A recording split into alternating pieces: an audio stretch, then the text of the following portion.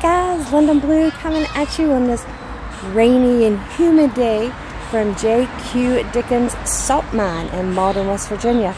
And you guys have got to come here and check this place out. It is amazing. Stick around for the tour. Much love.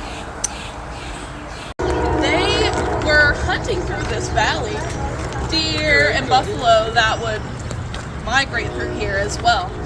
So what brought them into this valley was not only the fresh water of the Kanawha River, but salt springs would come up from this ancient ocean.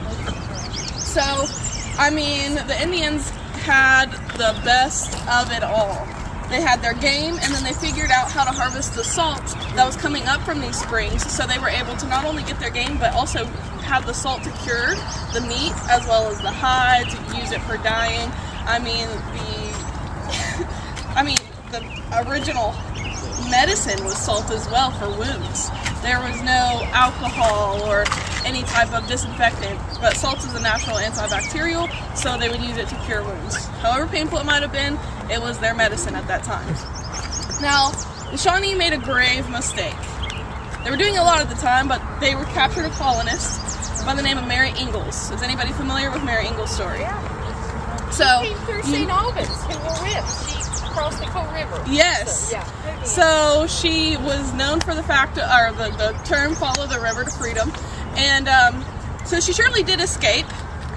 But while she was captured by the Shawnee, it's understood that they put her to work just like they would all of the women at that time, and her job was mainly salt making or dyeing clothes.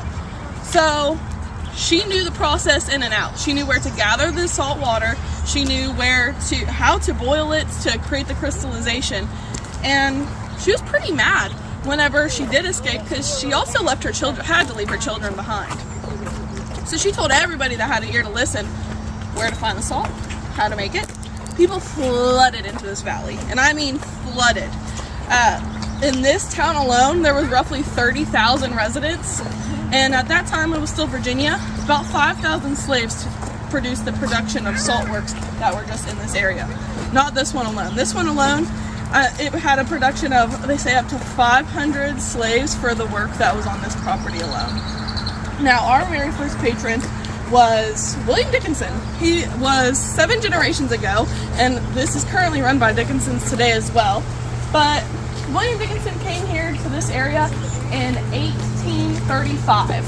The first thing he did was establish the city of Quincy, which is 10-15 miles that way. And then he came to this property and started really working to build his first well. This was extremely tumultuous work. How the wells were started, there was no shovels back then, just buckets. So it's a man and a bucket digging these wells. And our well currently goes 345 feet deep, so you can imagine just the sheer work that it took. I mean, it could even take a year or so to build the well just to get to the water. Right here in the distance, you'll actually see the original barn and silo. It's been preserved through history. And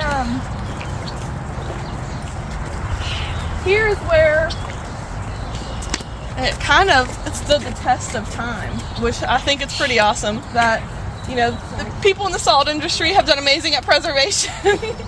But here you can also see in our pictures here to our right, the original, or it was actually towards the end of the production era. Now, like I said, in the 1800s, it was pre-Civil War, and there was slavery throughout the entire state, as it was Virginia. Now, whenever it became West Virginia and the Civil War was in full swing, the Union came through and blew up every single one of these wells that was through the area. And I mean every single one. They were done with slavery. They didn't want us to continue. They didn't want anyone in this valley to continue. And they blew them all up and called it divine intervention or whatever you would like, but there was also a 100-year flood directly after that through the valley. So any well that could have been reconstructed was filled with fresh water, so there was no brine to collect from the wells. Now, interestingly enough, these were actually the prototype. Texans came down from the south, saw this, and decided to use the same infrastructure for their oil wells as well. And here, this is actually a picture. It looks, you can see from the technology in the picture, to be at least in the 1920s, if not 30s, towards the end of the salt production here. And the Dickinsons were the last ones to produce salt in this valley because they had enough family members to actually produce the production after slavery had ended.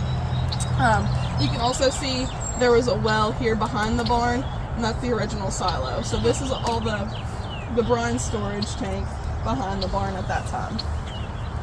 Now, whenever they started building these wells, and their production used the boiling process just like the Shawnee would have used. So with the boiling came a whole lot of timbering.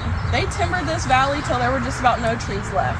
They timbered so hard that that's how they found coal in the valley and continued to use the coal to fire up the vats and make the salt. So if it were not for salt, they would not have found coal here in West Virginia. This was the very first booming industry. They were shipping to the south, they were shipping to the north, to Porkopolis in Michigan.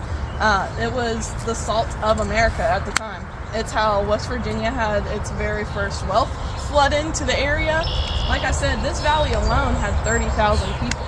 It's what put Charleston on the map. Interesting is how they built these. Not only would they start digging with just a bucket, but once they started to hit a muddy-ish type of soil, they would make kind of like an ancient piping, because modern piping didn't exist back then. They would hollow out a tree and send a man down the middle to continue digging to create this pipe. So this was undoubtedly very, very fatal. I mean, sometimes they say that it's said, don't know if it really happened, that the water would come out with such ferocity it would shoot the man all the way through the sycamore tree to the top and onto the surface. Oh my These are mostly So- slaves, I would say. At that time, yes. At the time that the wells were being built, yes. Now, like I said, once the Civil War was in full swing, they came through and demolished it all. And the Dickinsons, because they had enough family members, were able to carry on the salt making, and they were the last ones here. And then this current production, because it ended into around the 1930s is when it ended. It started back with Nancy and Lewis, their brother and sister, 7th generation Dickinsons. In 2013, they started this current production. And our process is a lot more different because it's environmentally friendly. We do no boiling. We let the sun heat. Today it's a little bit cooler and the sun's a little hidden, so it'll be a much easier walk-through experience in the greenhouses, as it won't be too hot, which is good for you guys. You still get to see everything, but it's not as scorching. So, so you saw the huge, in the picture, the huge wells. That's our well, that little guy there. He does a lot of work around here, though. All of our brine comes from him, and he comes over into these tanks, and it actually comes in a very reddish color. Our soil here is iron rich.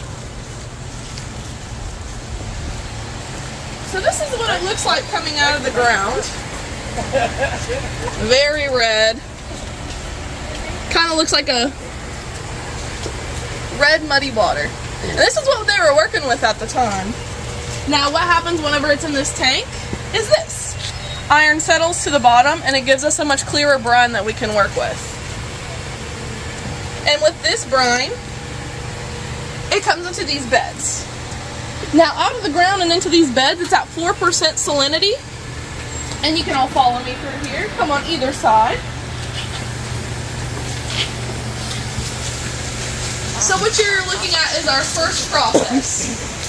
What's happening in these beds, as it gets warm, it's raising in salinity. It does not leave this room until it reaches 15% salinity. So it comes in at 4%, and we test it every single day with a refractor. Another thing that's happening during this process is calcium carbonate is resting to the bottom and it's coming out of the salt. We don't want it in our salt because it gives it a gritty color. It also gives it a bitter taste. But what you'll see happening on the surface, not quite crystallization, but that is salt gathering at the top. And around some of the sides or sometimes in the middle if there's a little bit poking out, you'll see what's reminiscent of exactly a little bit of these salt licks. This is what the deer and buffalo would have been going crazy over in those times. Any questions? Can we taste the salt as a steak? We have a tasting table. This might still be a bit bitter because the calcium carbonate is still very prevalent in this right now. And you'll actually, hopefully, there'll be some crystallization happening in the next house, so you'll actually be able to see the real big chunks of salt. It's not going to leave this room until it's reached 15% salinity. Then it goes into the very original name, 15% tank. The 15% tank allows anything else that may be in that brine to settle to the bottom, and then it filters into our crystallizations in the granary. Now these three sunrooms are called the Quincy, the Cobb, and the Shrewsbury. They are named after big people in the salt industry, like Shrewsbury Street in Charleston, or Hale Street, or Ruffner Avenue, all salt names. Very heavy influence in this area. Like I said, it put Charleston on the map. It comes into this room. This room is still will be warmer, but because it's a nice cool day, cool morning, won't be too bad. Oh yeah, lots of crystallization happening. It was hot one yesterday. So this bed had almost nothing in it yesterday. Look at how it's already come along. And so you can see the natural shape, the molecular shape of the salt. Very cool. We can flood in here so everyone can see.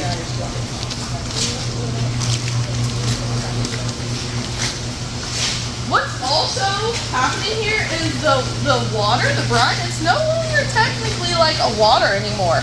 It becomes a byproduct of the process called nagare. It's much more oily because it's mineral rich. It has all the minerals that our salt does, which our salt traces 74 minerals. It's very high in magnesium, manganese, potassium, and calcium.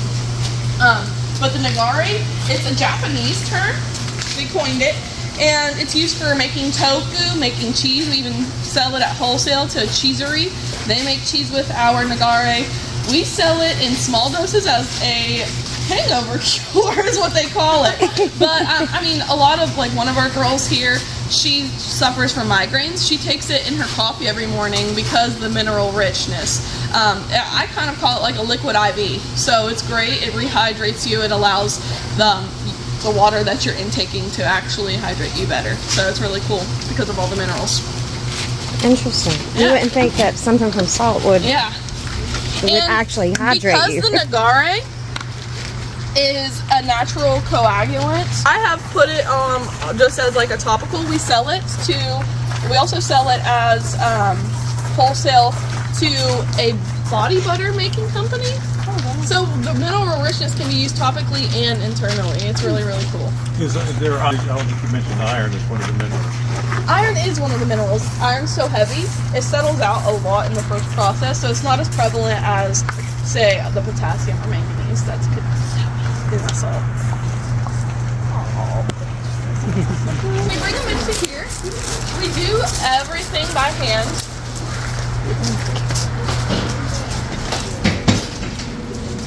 So we sift for different grains of salt. So we have our biggest, which is our grinding salt. Then we have a medium grain, which is finishing salt. That's our favorite. And then we have the smallest, which is what people would be most used to, which would be kind of like a table salt, but we call it our popcorn salt. So we sift through, get our different grains, and then we also clean it by hand. So on a tray like this, and it'll be covered in salt, and we just go in by hand and we pick out any impurities at all. We also do have the original Canola red salt. You saw that very first water that was extremely red. So this is what they were famous for back in the day. They even won a World's Fair for it. And back then they were producing so much. They were producing about 60 tons of salt a year. Today we produce maybe 15, 16 tons of salt a year. But it's very cool, and you can also pass through. We can no longer sell this for consumption because we can't regulate the iron that's in it. So The FDA. There was no FDA back then. And then this is the Nagare. As you can see, it's very thick, much thicker than water, because it has all the minerals. Yeah, a little bit. Yeah. And that's what we, again, use for, we can use for cheeses. We have a ricotta recipe and a tofu recipe that uses our Nagare. And yeah, it's really cool. And you can also pass this around. This is salt that we allowed to just grow and grow and grow and grow. And I'll hand a couple more out so you can all see. You can see all the natural right angles that form. It's a really cool property of salt. But the deer would love that. Oh, absolutely. The deer and the goats and the everything. Every hoofed animal. Or dogs. Dogs love salt as well. And then here's just a small list of some of the minerals that are in ours. And you can also pass that around and everyone can see. Very rich in Healthy, pretty healthy profile of minerals. Absolutely. So our CEO Nancy, she came into this with the idea that you should eat where you're from, because yeah, that would be great. Where you're from are things that you need in your body. So through this list, you can see all the things that are in our salt, and that why our salt is really great for you to consume as someone from Appalachia. We got a lot of people coming from out of the area. It's still probably good for them. Yeah, absolutely. And I missed the very, very beginning. If you could just tell my viewers, where do you get the salt from? Oh, an ancient ocean. It is beneath the Appalachians. It's believed that whenever, which I didn't get to share this originally, it was believed that during the cataclysmic event of Pangea separating, that the salt water got pushed beneath the plates and to where it is now. And it's known to be around the entire Appalachians. It's just easiest to gain from this access point. Oh, okay. Yeah, because here it's only 345 feet down at this point. So that's not, it's as far as a football field deep, but in some areas it's much harder to get to. So do you know how far it runs? I'm not certain, but it's said to run the entirety of the Appalachian zone from Pennsylvania to Georgia. Oh, okay. Yeah. Wow. So it's an ocean. It's not a lake. Yeah. Yeah. Wow. Yeah. So that would be a big chunk of West Virginia under the ocean. Yeah.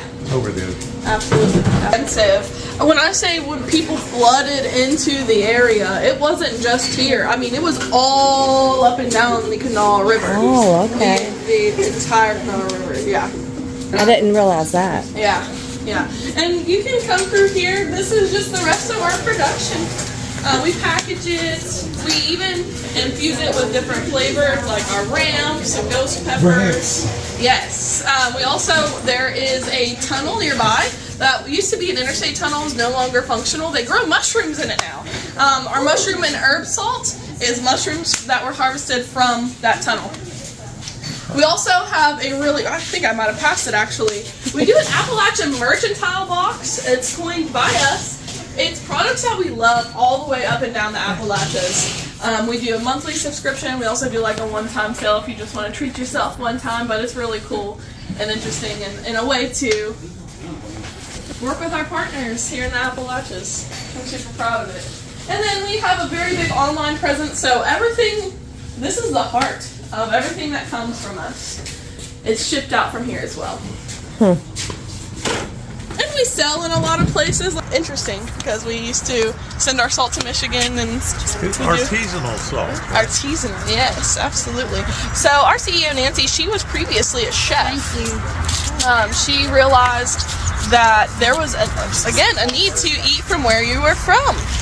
The land has so much in it, and a lot of other companies, or salt companies, they use things to strip their salt, and because the Nagare is natural and it comes from our process, we don't have to use anything. What you saw is what you saw. We don't add anything to our salt. We just allow nature to do its thing. We allow the sun to purify our salt, and then we just take anything that might have gotten, like a bug that might have gotten, anything that might have landed in the salt, we take it out by hand. That must be tedious work. Yeah, but it makes for a great product. Now, we also have had many ways that we have, what do you not use salt on? But our favorite thing that we found is caramel. Nancy, like I said, was a chef. She had a really great family recipe for caramel, and people flocked to salted caramel. So it became such a hit that we had to mass produce it. And we now have 4 flavors. So we have the original burnt caramel, we have our chocolate caramel, bourbon caramel, and spicy chocolate caramel. On top of our very well seasoned salts as well. So you could have a caramel with the ghost pepper sauce and have like a spicy caramel and not the chocolate spicy. So it's really cool the way that you can layer the flavors. And you all get to try them. They're all in here. Nice. Any questions that anyone has before we go inside and start tasting? When they were drilling in Worth County at Burning Springs, I believe they were drilling for salt and they hit oil. So Yes. the salt industry also caused the oil, oil that's and natural correct. gas Yes. industry. So they did find oil while looking for salts. I usually do mention that whenever I'm at the picture. Every tour is a little bit different. You remember some things at different points. So yeah, they found so many natural resources because the salt manifested to the surface. Now, coal hides in mountains, gas hides under the earth. So the salt being on top is what, or the little salt springs that would come up. We don't know how the Native Americans, we don't know if they had a spring because of all the flooding that's happened in this area since. We just don't know where they were pulling their salt water from. We know that we have to pull it from so deep. But at that time, we don't know exactly, but it does, we do know that it did manifest itself on the surface, and that's how they found so much here. The coal, the gas, the salt itself, the ocean itself. So it's really, really cool history. Any other questions? Comments? Well, where do we get our Yes. salt from now, nationwide? It depends. Like some people do harvest from like salt mines from beaches, so salt caves form from the ocean because the water constantly going up into. So there are salt mines, and there's also salt mines that happen under the earth as well. So there's different formations. There's even places where ancient oceans, like if you go to, I was actually recently at the Dead Sea in Israel. There, it's so salty that yeah, it does. But also, when you walk up, I mean, it's salt everywhere. It's just hard salt instead of sand at the beach of the Dead Sea. So there's places like that where entire oceans have dried up, and there's just miles of salt. There's also people came in yesterday. They got their salt from Salt Lake City, Utah, from that lake. I've heard of that. So, yeah. So there's tons of salt is all over the earth, which is really cool. But yeah, there's different ways to harvest it. This is how our special way, because there is an ocean right beneath us. Yeah. Anything else? Has anyone ever dug down and actually explored the ocean? 300 feet's not that far. It's not that far, Good but question. I don't know if there's any. To my knowledge, they have not. Who knows what's down there, right? I mean, technically, fish could survive, right? So we don't know what is necessarily down there, and to our knowledge, there's not been any exploration of the ocean itself. Yeah. I wonder if some places there's access points, because, like, I mean, when you go to Fayetteville, there's so much caving, and you do run into water in the caving. I know that from my parents used to spelunk when we first moved here. So they have run into water. I just don't know how deep the caves go, if they're running into the ancient ocean, or I'm unsure. Yeah, it's kind of a mystery, an Appalachian mystery. Yeah. Anything else? How did you spell that ocean's name? You can also look it up. It's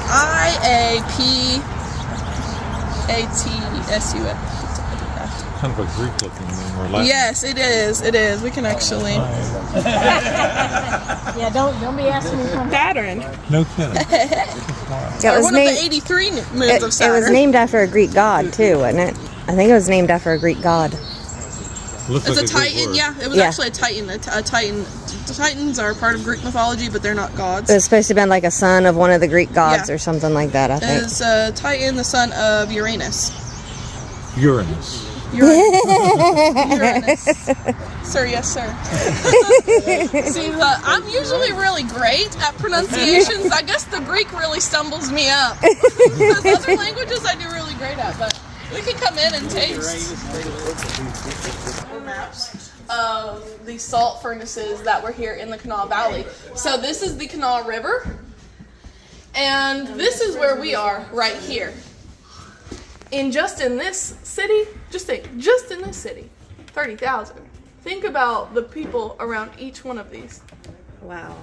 Yeah. And then these are the family names here.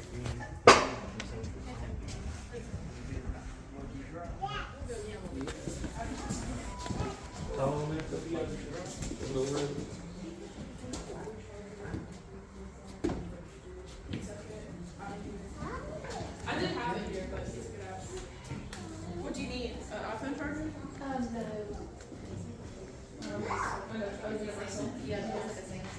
Yeah.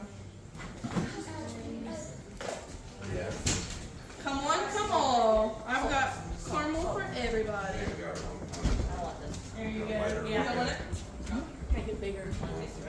Ooh, caramel. Oh, yeah, go for it. I heard the word caramel. Oh, yeah. Whoever wants the first one, how about it? I'll keep making it for whoever. Well, I guess I'll step Oh, in. yeah. So which caramel is this? This Just is the regular? original. Burnt.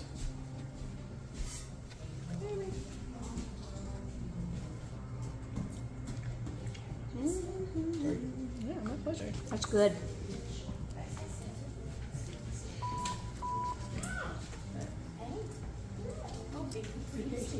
Thank you.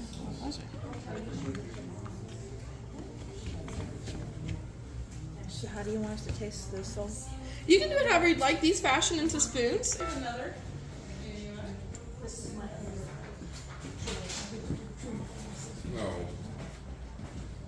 Would you like the caramel? Caramel is good.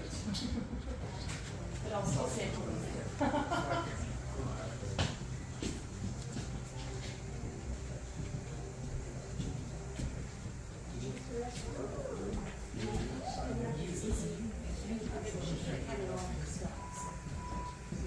Two crystals will get you there. It is saltier than most salts. We actually say use a third because it really has a higher sodium content. Anybody else would like the salted caramel?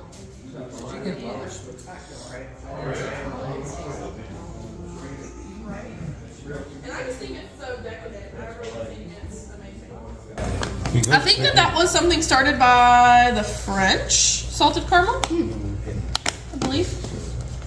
it's delicious. It is. They had it right, Lillian. Would you like the salt with the chocolate? I hate to be greedy, but yes. Okay, gotcha. It's not greedy.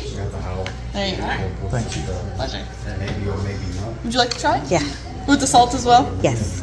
Anything chocolate's good. Exactly. Yeah, it is. You say chocolate, I'm here. Thank you. She even fixed us up a cute little gift bag. These people are awesome, guys. What's your name again? Lillian. Lillian, how can people online and across the U.S. or wherever else would like to order from? You can find us at jqdsalt.com. You can also follow us on Facebook or Instagram at jqdsalt. Awesome. Thank you so much. Thank you.